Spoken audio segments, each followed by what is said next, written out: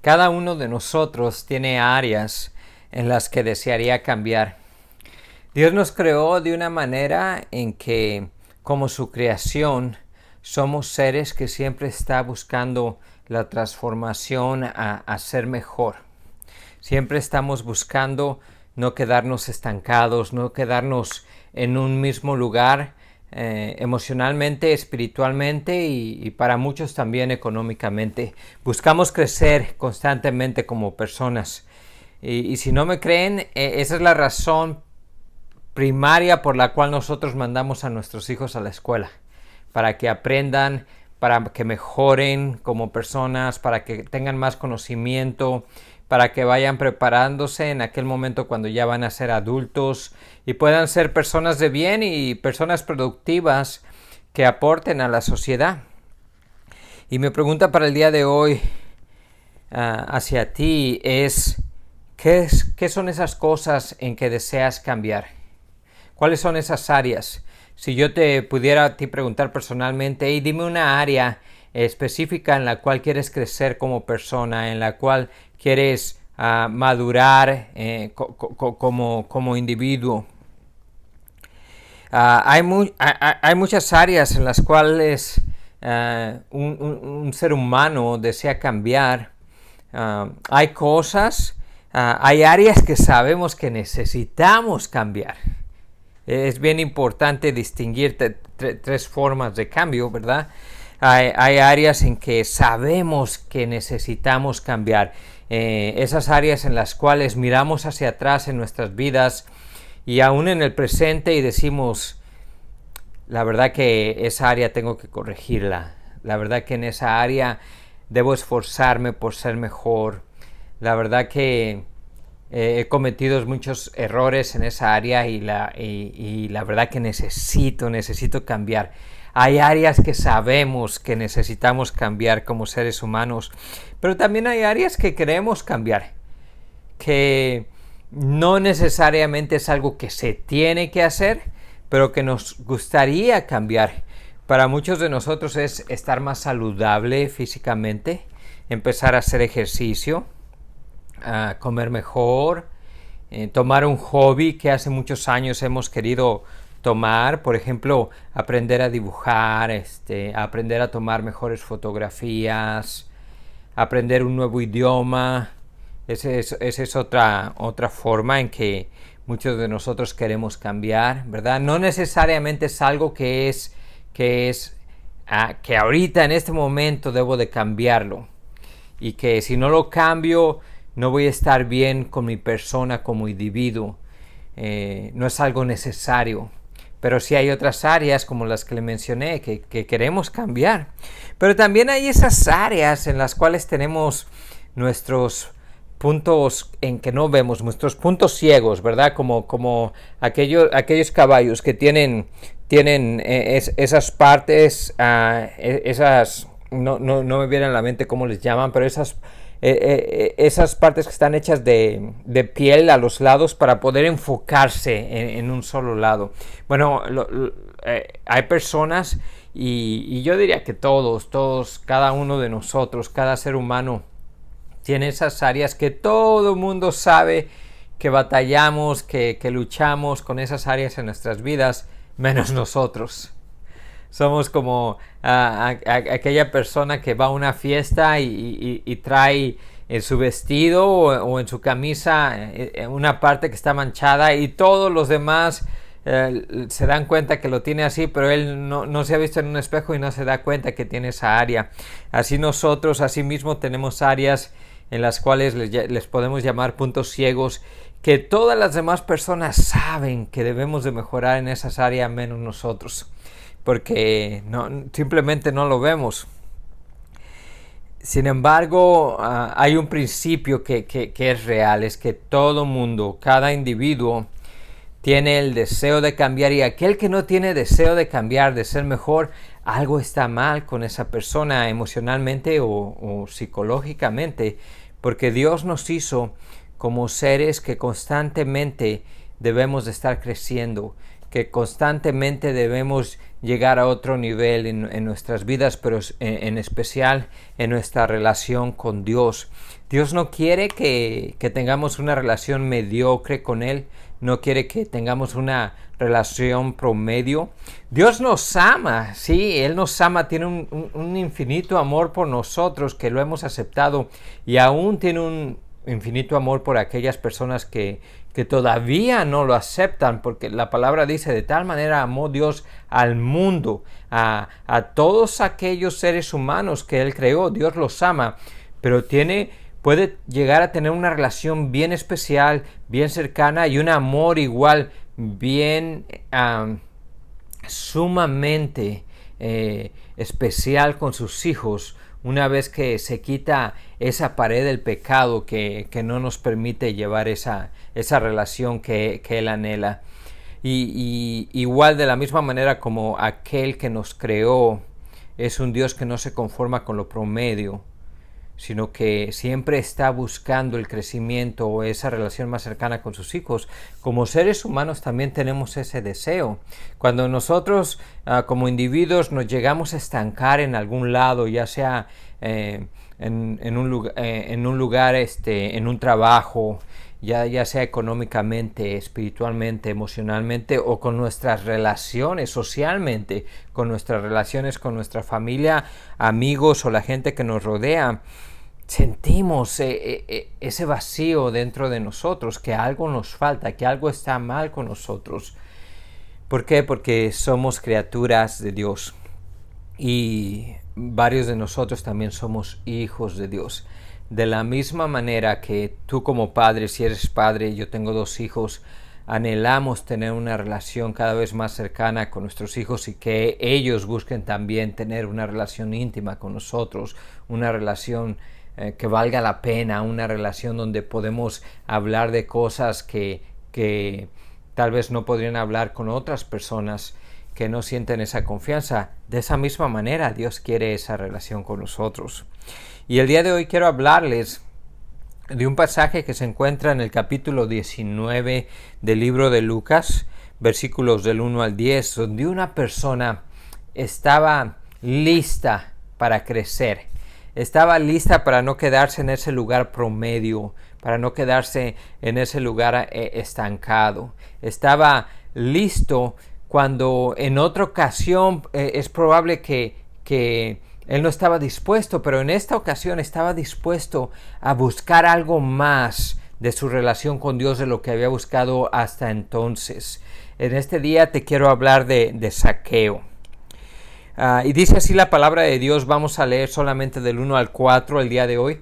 En las próximas semanas esta va a ser una serie, así como sucedió con el Salmo 23. Y vamos a ver, vamos a ir aprendiendo qué es lo que significa cambiar, qué es lo que toma, los pasos a tomar para poder tener un cambio que va a permanecer, un cambio permanente. Y también cuáles son las cosas que estamos dispuestos a luchar por ello, cuáles son esas cosas que estamos dispuestos a soltar para poder tener un cambio interno, para poder realmente llegar a esa persona extraordinaria que es a la cual Dios anhela que nosotros seamos. En el momento que Dios nos llama, dejamos de ser ordinarios. Pero como les dije, Dios no es un Dios que se conforma con lo ordinario y con lo mediocre, con lo normal. Dios nos quiere llevar siempre, continuamente, a otro nivel en nuestra relación con Dios. Y eso es lo que sucedió con Zaqueo. Dios quería llevarlo a otro nivel. Y vamos a empezar en los versículos del 1 al 4. Y después vamos a estudiar cada parte de los versículos. Cuando Jesús entró en Jericó, pasaba por la ciudad, y un hombre llamado Zaqueo, que era jefe de los recaudadores de impuestos y era rico, trataba de ver quién era Jesús, pero no podía a causa de la multitud, ya que Zaqueo era de pequeña estatura. Corriendo delante, se subió a un árbol sicómoro, y así lo podría ver. porque Jesús estaba a punto de pasar por ahí. Bueno, de entrada, empezando Lucas en el versículo 1 nos da un detalle importante. Dice que cuando Jesús entró a Jericó, fíjense que importante es esta palabra de Jericó, y el autor, en este caso Lucas, quiere que nos enfoquemos en esa palabra, que nos preguntemos ¿por qué añadiste esa palabra, Dios? Pudo haber dicho simplemente cuando Jesús entró en una ciudad, pero escoge Lucas decir, darnos esa información de que Jesús entró en Jericó. ¿Qué Dios nos quiere enseñar de Jericó? Bueno, para poder saber qué es lo que nos quiere enseñar, necesitamos de aprender qué es lo que estaba sucediendo en Jericó. ¿Qué era Jericó? ¿Qué tipo de ciudad era? Bueno, Jericó era una ciudad que estaba a 3,100 pies del nivel del mar. Ahora, ¿por qué eso es importante? Porque Jerusalén está a 2,300 y Jericó, más bien, no 3,100, está a 1,800, pero la diferencia entre Jerusalén del nivel del mar y Jericó son 3,100 pies del nivel del mar, es decir, que estaba mucho más abajo de lo que estaba Jerusalén, lo que ocasionaba que, a pesar de que Jericó estaba en medio del desierto, la ciudad la rodeaba el desierto, Jericó era un lugar fértil a causa de varios manantiales que se encontraban en esa ciudad. Y esos manantiales tenían más de lo que las personas necesitaban para el riego de la tierra, y era una tierra también fértil. Entonces era una ciudad próspera, era una ciudad donde era una ciudad céntrica de comercio. Era una ciudad donde varias personas tenían que pasar por ahí para llegar a otros lados, pero aquellos que no tenían querían pasar por ahí. Era ese tipo de ciudad donde podías ir así de cierta forma como de turismo, para comprar cosas que también no encontrabas en Jerusalén, por ejemplo, que no tenías al alcance enseguida. O también era una ciudad, por el lugar donde se encontraba, donde era un centro turístico, donde hasta Herodes tenía 3 palacios allí. Es decir, también en Jericó las personas anhelaban estar en ese lugar, les gustaba pasar por ese lugar y visitarlo, porque tenía un clima excelente. Si, por ejemplo, en algún momento tenían mucho calor en Jerusalén o en otros lugares donde pudieran estar, lo único que tenían que hacer es irse más o menos 15 millas para visitar a Jericó y descansar un poquito de todo ese calor. Y como también era una ciudad de comercio, pues ahí se manejaba mucho dinero, bastante dinero. Y es ese lugar donde Dios nos dice por medio de Lucas que Jesús quiso entrar a esa ciudad específica, donde si Herodes tenía sus palacios para ir de alguna manera a descansar o a vacacionar, también otras personas que tenían dinero y vivían en otros lugares tenían ahí su segunda casa. Es lo que diríamos hoy en día como el estado de Florida, que muchas personas van y vacacionan ahí para descansar un poco del calor de Texas, que es donde yo me encuentro. Y continúa Lucas diciendo, y un hombre llamado Zaqueo, que era jefe de los recaudadores de impuestos y era rico, ahí se quedaba. Un hombre llamado Zaqueo, que era jefe de los recaudadores de impuestos. ¿Quién eran los recaudadores de impuestos? También les decían los publicanos.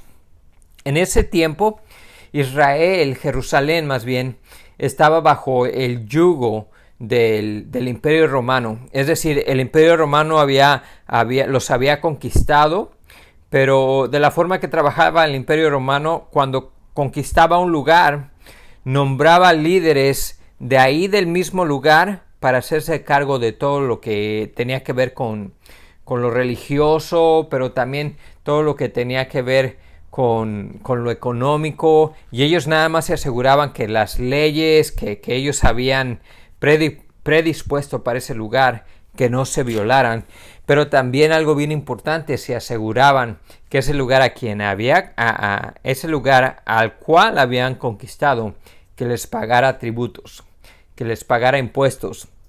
Entonces el Imperio Romano le gustaba delegar. Escogía personas para venderles franquicias para recaudar esos impuestos. Personas que tenían los medios económicos, el Imperio Romano les subastaba las franquicias de ciertas regiones para que después esas personas, una vez que tenían esas franquicias, recaudaban los impuestos del Imperio Romano, pero también recaudaban los impuestos locales, es decir, impuestos del templo, donde se iba y se adoraba a Dios, para poder mantener el templo, para poder mantener también a los sacerdotes que estaban ahí trabajando dentro del templo, los levitas. Pero lo que sucedía con los recaudadores de impuestos, con los publicanos, que ellos una vez que compraban esa franquicia, hacían fraude con su propio pueblo. Les cobraban mucho más de impuestos de lo que requería Roma. Y por esa razón eran sumamente odiados, eran repugnados por la sociedad, porque estos publicanos eran también judíos y les quitaban el dinero a sus hermanos judíos, entre ellos familiares cercanos y amigos, para hacerse ricos ellos. Les cobraban demasiados impuestos y es por eso que toda la gente los odiaba. Algunos escritos judíos inclusive decía: al republicano lo puedes odiar, les puedes mentir porque ellos son peor que personas. Los trataban como a pecadores, los despechaban, los desdeñaban, no querían nada que ver con ellos. Y entonces, cuando Jesús entra a Jericó y un hombre llamado Zaqueo, que era jefe de los recaudadores de impuestos y era rico, fíjense, Lucas se asegura de decir que era rico. Dice, trataba de ver quién era Jesús, pero no podía a causa de la multitud. Ese es un punto importante también, porque si el pueblo de Israel odiaba a los recaudadores de impuestos, cuanto más iba a odiar al jefe de los recaudadores de impuestos. Es como si estuviéramos hablando de Zaqueo como el padrino de la mafia hoy en día. De esa manera lo odiaban. Si odiaban a los publicanos, a los recaudadores de impuestos, cuanto más a su jefe de ellos.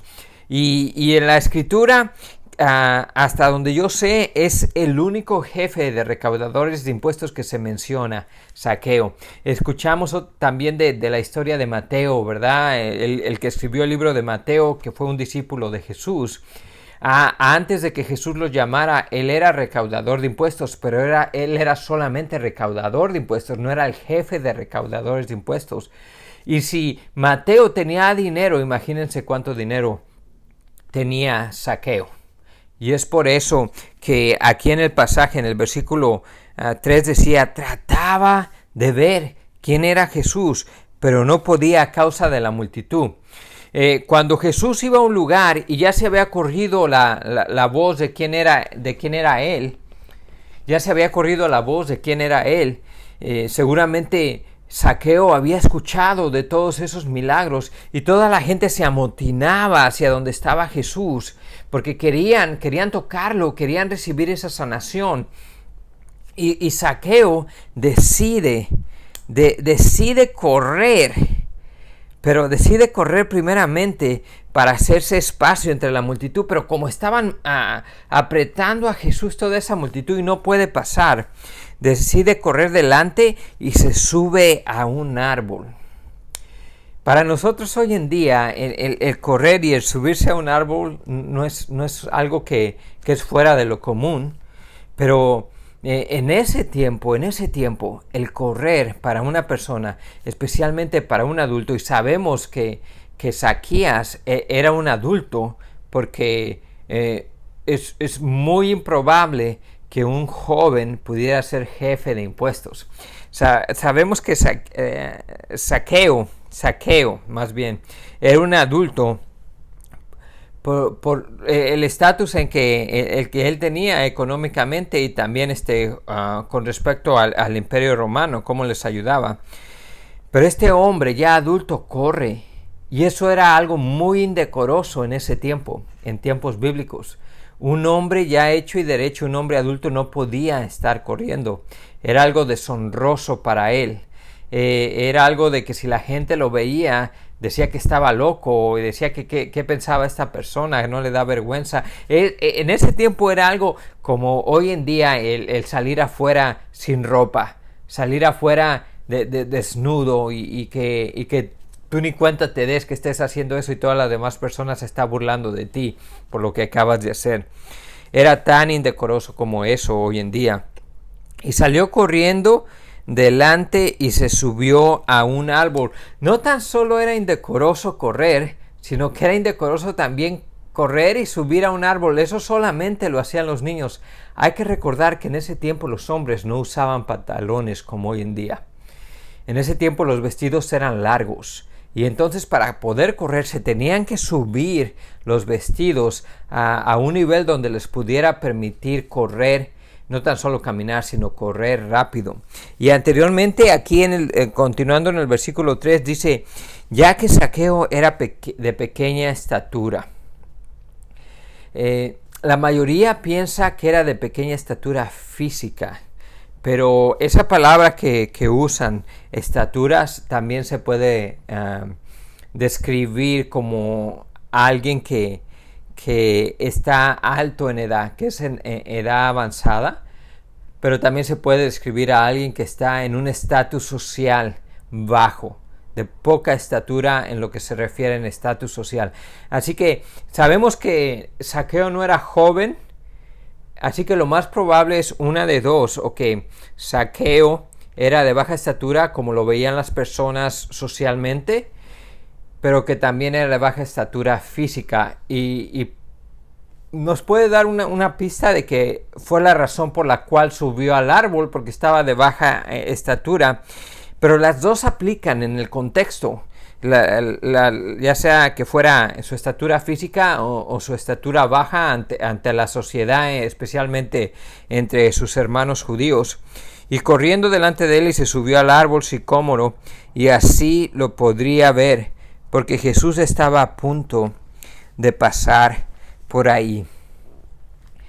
Zaqueo estuvo dispuesto a correr. Estuvo dispuesto a deshonrarse ante las personas que lo veían. Estuvo dispuesto a subir al árbol. No le importó lo que las personas alrededor pudieran decir de él. No le importó lo más mínimo lo deshonroso que eso hubiera podido ser o lo vergonzoso que eso hubiera podido ser. Porque Zaqueo estaba listo para cambiar. Él deseaba cambiar. Había llegado el momento en su vida el que él ya no se conformó con ser mediocre con respecto a su relación con Dios. Llegó el momento en su vida el que él ya no le importó, ya no le llenó su vacío el dinero y su estatus económico que él tenía. Ya no fue suficiente. Llegó el momento en que no le importó que las personas lo rechazaran cuando corrió. ¿Por qué? Porque estaba listo para hacer un cambio en su vida. Estaba en esa área del cambio que sabemos que necesitamos un cambio específico en nuestra vida. Y estuvo dispuesto a tomar acción cuando vio la oportunidad. Cuando vio a Jesús que venía, él tomó la decisión de ir a buscar, de encontrar la forma de verse cara a cara con Jesús. No le importó lo deshonroso, no le importó el costo. Él lo que quería y sabía que necesitaba un cambio, deseaba tener ese cambio. Pero saben una cosa, no tan solo deseaba tener ese cambio y lo necesitaba, sino que tomó acción para recibir ese cambio. Sabemos que la palabra de Dios dice en el libro de Juan que nadie viene al Padre, nadie viene al Hijo, más bien a Jesucristo, si el Padre no lo trajere. Así que hay una forma en la cual nosotros no podemos buscar de Dios si primero Dios no cambia nuestro corazón. Si primero Dios no toca nuestro corazón de una forma sobrenatural, que nos da un deseo de conocerle.